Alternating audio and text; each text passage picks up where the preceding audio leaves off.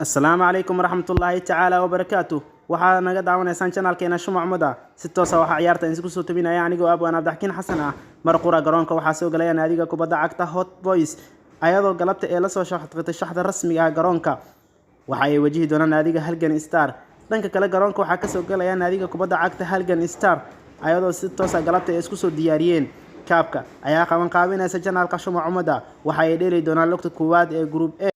daawasho wanaagsan asxaabta nala socda الله يوتصنادنا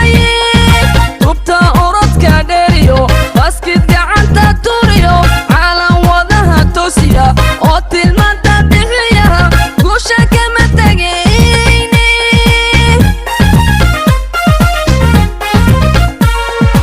الله يوتصنادنا تبتا أوردكا ديريو باسكت قعنتا توريو على وضعها توسيا أوتيل ما